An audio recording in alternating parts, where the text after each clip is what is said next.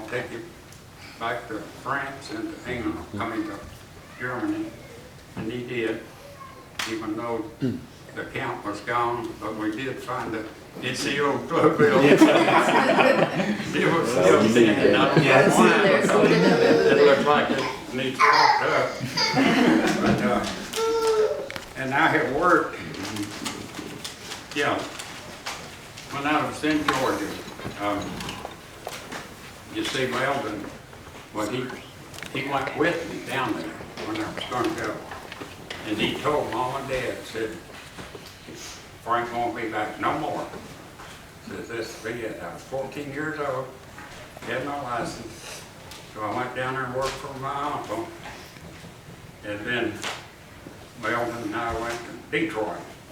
Jack bought him a car that was hardtop, and I had the convertible. Okay, we made a deal. I'll take his car and go to Detroit, and he'd keep mine because he's going to be in Georgia. Well, when I wanted to come home Thanksgiving, I called him up and told him I wanted to bring the car up. I was coming home. So we came home, and you know, gas was so expensive. I drove all the way from Detroit, 800 miles on $12. Wow. Well, then we came down, well, it turned cold. It was beautiful when everybody coming down. Everybody went south because it's pretty weather. But the storm came Saturday morning. It was 6 below zero here. And Jack's car, you see, was froze up, busted motor. Weldon told me, said, when we get ready to leave, because I'm going to be so drunk, I won't know when to leave. But we left, got going up toward Walhalla. He was smoking a cigarette, and he dropped it down between his legs.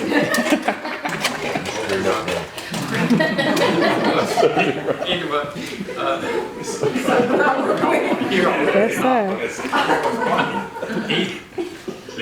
he was in his shirt sleeves and was barefooted. Here we are going up the mountain with snow. Highlands was snow, cold wind blowing. He stopped up there one time and he got out and he was barefooted and no coat on, nothing, with short sleeves. And he was just so drunk it didn't matter. So we went on to up the road and was to meet J.E. and Zinnerman in Corbin, Kentucky. Well, we was just, see, back then, you take a burlap bag and put it on your radiator to keep it from freezing. I got uneasy. I went over to Smokies, took me, I drove low gear all the way from one side to the other side. And I got thinking, maybe I need to get some antifreeze and get that burlap bag off the radiator. So we got some antifreeze. Then we go up to what is now Pigeon Forge, and the car quit. It just quit running, sat there. I said, now what are we going to do? Then all at once it blowed up. It blowed every water hose off. So I made it on to that next little town. What is it? Bearville.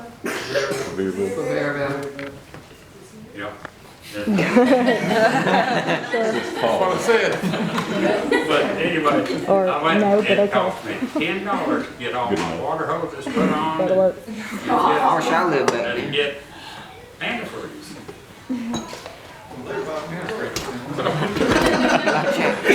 So we left there, and before we got to Knoxville, it was a hill like this.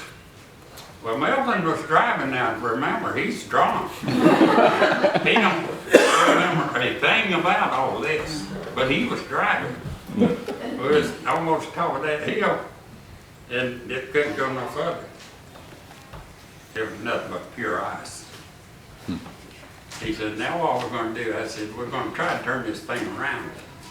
We're gonna go up that other hill, turn and come back. I got out and I kept working with it, sliding it, sliding, got it turned around. He drove up to the top of the other hill, or turned it around, and he went down that flat 60 miles an hour.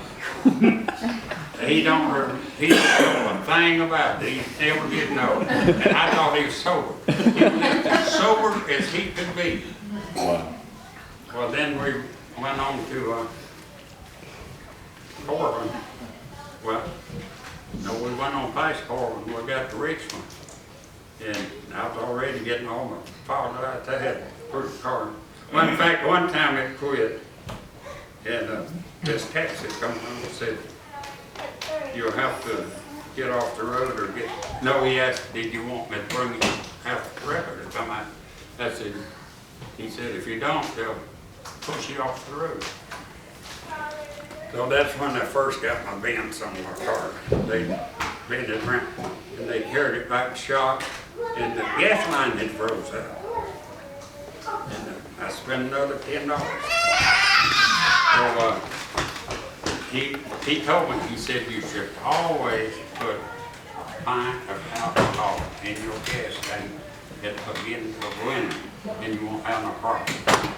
It will take care of the water that accumulates, during the summer." Well, then we went to Richmond. We didn't even bother trying to find gas heating anywhere because